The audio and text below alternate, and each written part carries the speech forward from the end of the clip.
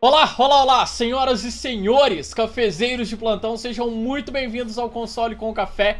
Eu sou Mariano Falcone e hoje estamos aqui para mais uma resenha, análise e teorias sobre Watchmen, série da HBO, na qual toda semana, toda segunda-feira, a gente vem aqui para poder comentar um pouco sobre os episódios, as coisas mais importantes, detalhes relevantes e teorizar sobre o futuro. Já adianto que esse foi um dos episódios com a maior quantidade de momentos what the fuck que a gente teve até o momento. Ele foi um episódio muito importante porque ele fecha algumas pontas soltas e acrescenta outras ali para poder expandir esse universo aqui da série, que tá muito interessante. Lembrando mais uma vez que as nossas análises aqui, elas são recheadas de spoiler do episódio do começo ao fim. Então caso, se por algum motivo você ainda não assistiu o episódio e caiu aqui nesse vídeo, pausa, vai lá, assiste e depois volta. Beleza? Então sem muito mais delongas, bora lá. A gente já começa esse último episódio com eles meio que apresentando pra gente, pelo menos fisicamente, quem que é essa figura da Lady Trill, que a gente viu no episódio anterior, que ela foi responsável por comprar ali as empresas do Veidt assim que ele desapareceu. A gente vê ali que ela chega na fazenda de um casal que mora sozinho ali, aparentemente não conseguiu ter filhos, e ela vem com aquele papo de legado e tudo para poder conseguir convencê-los a vender a fazenda ali e todas as terras que eles têm ali pra ela. E aí ela coloca uma ampulheta em cima da mesa, que ela já chega ali fazendo a oferta e mostrando pra eles que ela conseguiu reproduzir um filho deles em laboratório, de alguma forma. Não fica exatamente muito bem claro por que ela queria comprar aquela região ali, aquela fazenda deles, e por que ela tinha tanta urgência pra isso, mas pra mim me pareceu que ela queria aquilo que caiu no horizonte no final dessa cena. Parecia um tipo de cometa que caiu e muito provavelmente por ter caído nas terras deles, agora aquilo ali era dela, tanto que é por isso que quando o cara olha pro céu segurando a criança no colo e fala o que é aquilo, ela pega e fala que é dela. Então seja lá o que for aquilo que caiu ali, era algo que ela realmente estava muito interessada a ponto de não medir muitos esforços e já ter se antecipado ali com algum tempo de antecedência para essa negociação ali com eles. A gente também tem a Angela destruindo todas as evidências de que o Will teve ali na padaria dela em algum momento. Ela limpa todo lugar, destrói a cadeira de rodas, queima o papel que ele deixou ali. Apesar de que ela queima ele por acidente, a gente vê que ela tinha a intenção de queimar a princípio, mas aí quando rola aquela ligação, ela se distrai prestando atenção na secretária eletrônica, ela queima o papel sem querer, tanto que depois ela meio que acaba tentando apagar ali, ao que parece.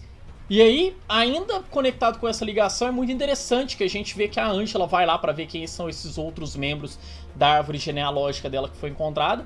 E a gente vê que o computador ele meio que cospe uma noz, uma semente. Então você literalmente tem que plantar a sua semente ali para poder ver a árvore genealógica sua crescendo ali. E a gente vê que os parentes que eram desconhecidos dela ainda são os pais do Will, que a gente vê ali logo no começo do primeiro episódio, quando eles mostram a questão de todo o atentado em Tulsa. E aí nesse momento que a gente descobre que essa cena ela tá acontecendo em paralelo com a cena final do episódio anterior, e que a gente descobre isso quando a Angela escuta o barulho do carro caindo na parte externa ali do museu, que é bem próxima onde a Lori foi para poder enviar a mensagem pro Dr. Manhattan. Elas conversam ali um pouco e a gente descobre que o Will acabou deixando aquelas pílulas esquisitas dele dentro do carro da Angela, aparentemente de propósito, e a gente ainda não sabe exatamente o porquê. A gente deve descobrir isso muito provavelmente nos próximos episódios, quando a análise do Looking Glass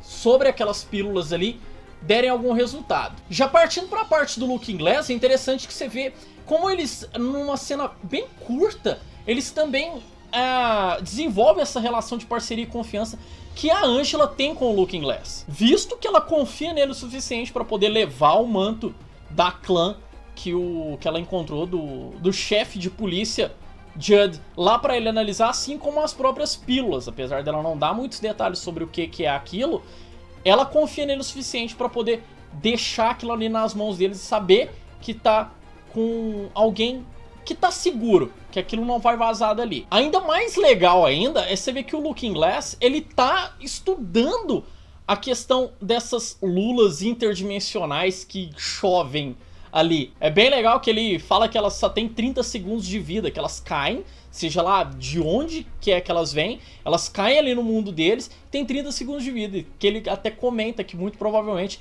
elas estão tão perdidas em relação a isso tudo, quanto eles que recebem essa chuva de bichos ali na cabeça. Outra coisa que é muito legal é como é que o Cal, ele é sutil ao explicar ateísmo para as crianças lá na hora do café da manhã deles.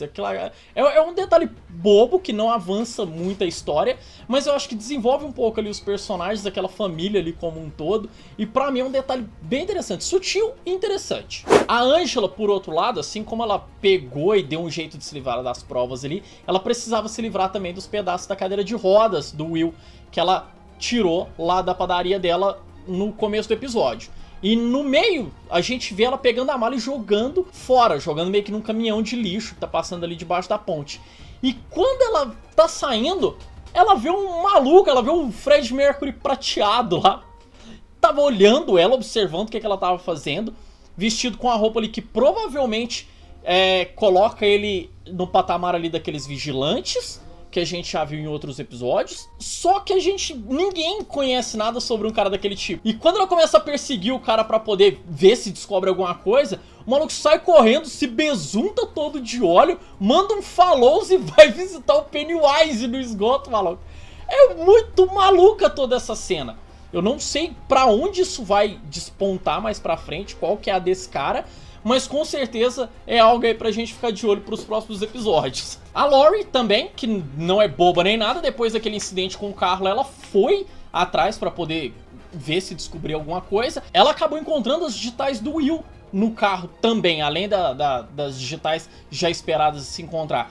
E a gente obtém algumas informações extras aí sobre esse personagem, que ele é tão misterioso, que ele fazia parte da polícia de Nova York entre as décadas de 40 e 50, o que reforça uma teoria de que ele seria o Justiça Encapuzada por causa da época em que ele atuou como policial e da época em que os Minutemen atuaram ali e que eles foram recrutando os membros ali pra equipe. Ainda nessa sequência com a Lori, ela pega essas pistas que ela conseguiu ali e vai com a Angela nas indústrias True pra poder descobrir o que é, porque ela suspeita que tenha sido um daqueles drones gigantes que eles têm lá, que tenha sido usado pra poder pegar o carro da Angela. E ela não tá errada, porque a gente descobre também que a Lady True e o Will, eles têm uma ligação ali muito mais próxima do que dava pra imaginar a princípio, sendo ela uma das tais amizades poderosas que ele disse que tinha lá nos episódios anteriores. Inclusive com a cena maravilhosa da Lady True falando em vietnamita com a Angela. Pra que a Lori não entenda ali, ela pergunta sobre as pílulas, se as pílulas estão com a Angela. E a Angela xinga o velho todo, fala que se ele quiser, ele que vai perguntar pessoalmente pra ela.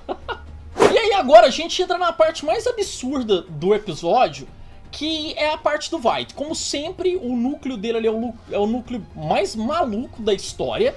E dessa vez não podia ser diferente. A gente começa a aprofundar um pouco mais naquela loucura de clonagem que ele tem ali. E a gente tem a confirmação de que ele já tá naquele pedaço ali, naquele local, há muitos anos. Eu já tinha visto algumas teorias nos episódios anteriores, que cada aparição dele ali nos episódios anteriores tenha sido em um ano, por causa da questão do bolo de aniversário, porque toda vez que os servos dele ali iriam desejar feliz aniversário pra ele, não era aniversário dele, mas o aniversário de estadia dele ali naquele lugar. Tanto que a cada episódio, o bolo tem uma quantidade de velas diferente, sendo no primeiro uma, no segundo duas e assim por diante. E nesse último, ele comenta, na parte em que ele vai se livrar dos corpos ali, dos clones que ele tem dentro da mansão dele, que muito provavelmente foi ele que deu fim em todo mundo ali num surto de ódio e raiva. Ele comenta que já tem 4 anos que ele tá ali. Então essa teoria, ela, se a gente for levar isso ao pé da letra, muito provavelmente até o final da série, será que o último episódio vai ser ele no presente? Não dá pra ter muita certeza, mas é algo a se cogitar. E aí nesse momento tudo aqui fica um pouco mais claro e um pouco mais obscuro ao mesmo tempo. Porque ao mesmo tempo em que a gente começa a ter um lampejo de como é que ele consegue, como é que ele faz aqueles construtos ali, aqueles clones dele, a gente também passa a não entender mais nada, porque aparentemente ele pesca os bebês no rio, num lago que tem ali em volta?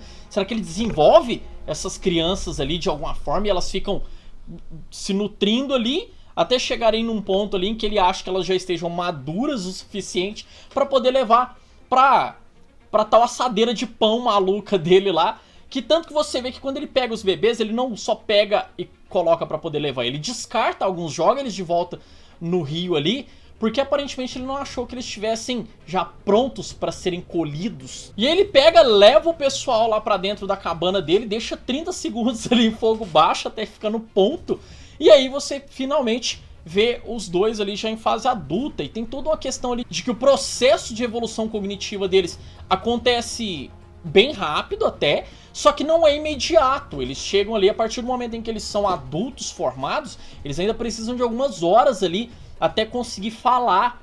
Eles conseguem ter uma certa compreensão do que ele diz ali a princípio. E aí a gente tem essa parte que ela é coroada com um final maravilhoso, que ele catapulta os clones para o Great Beyond dele lá, pro além dele, que a gente não sabe onde é, o que é e o porquê que é. Porque será que era dessa forma que ele estava enviando o Mr. Phillips do episódio anterior lá, que ele ficou congelado? Porque eu comentei com vocês lá que eu tinha a impressão de que ele estava sendo enviado pro espaço, por isso que ele ficava congelado. Mas será que ele amarra uma corda no cara e catapulta ele pra fora da atmosfera? Sabe, é um pouco confuso. Não dá pra ter nenhum tipo de certeza a mais sobre o que é isso que tá acontecendo. Mas é interessante que eles vão colocando e plantando as peças uma a uma, de formas que até o momento nada ali pareceu ser gratuito. Tanto que no trailer do próximo episódio a gente vê o próprio Adrian Veidt vestindo a tal roupa de astronauta lá dele lá, ao que parece se preparando pra ir pra se catapultar pro espaço. Não dá pra saber se é isso mesmo ou não.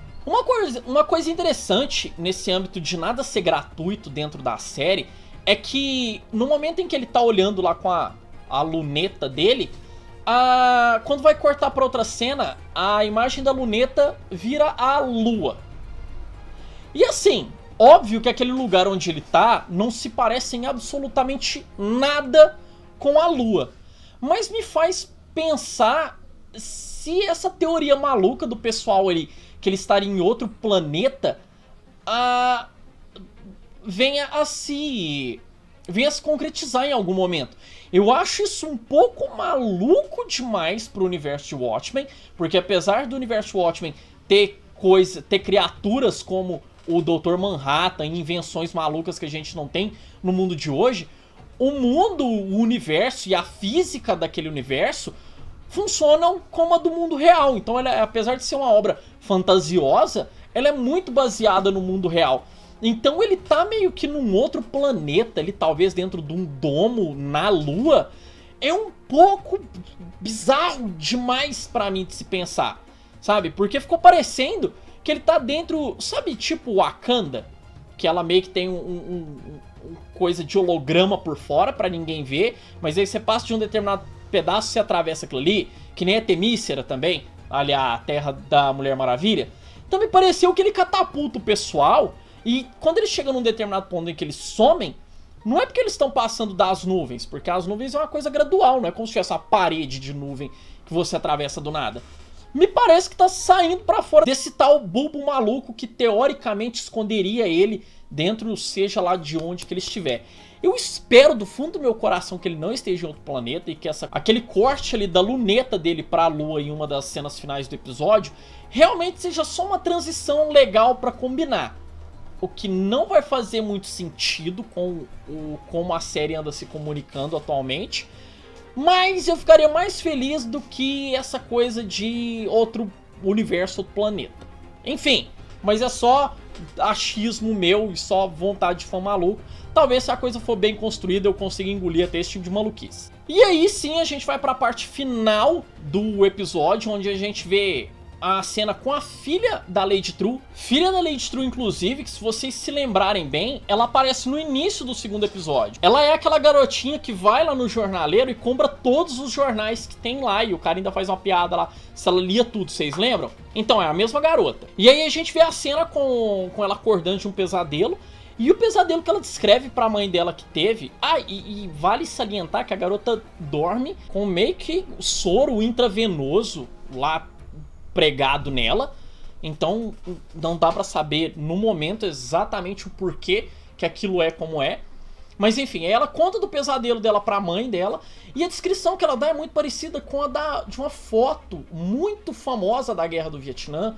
Que são quando os soldados americanos eles atacam a população ali da região, das aldeias ali, sabe? Então tem uma foto que ela é bem pesada, ela é bem chocante, que é de uma criancinha nua, gritando, andando no meio da rua, sabe? Chorando.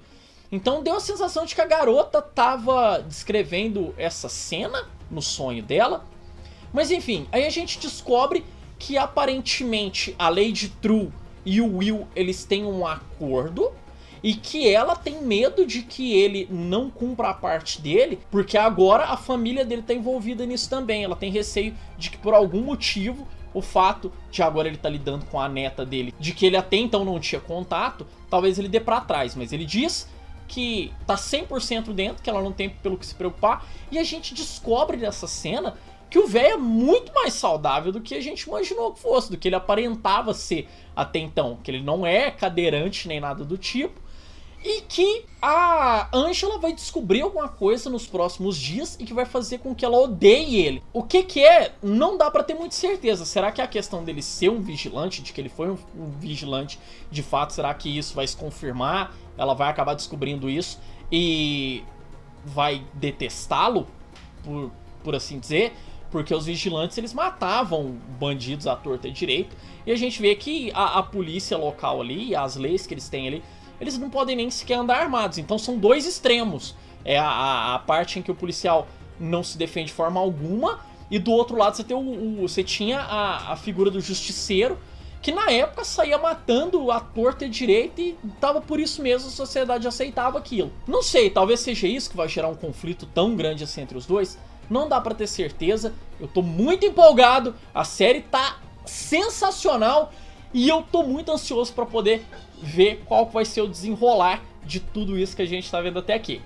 Beleza, galera? Então é isso. Eu espero que vocês tenham gostado. Não esqueçam de comentar aqui as suas teorias sobre o episódio. Se vocês gostaram ou não gostaram, o que vocês acham que vai acontecer no futuro. Não esqueça aí também de deixar o seu joinha, se inscrever aqui no canal caso ainda não sejam, ativar o sininho para não perder nenhuma notificação e compartilhar esse vídeo aqui com seus amigos para que possamos cada vez mais espalharmos o café pelo universo. Beleza? Então, galera, muito obrigado de verdade a todo mundo que ficou até aqui. Um grande abraço, valeu, falou e até mais. Tchau, tchau.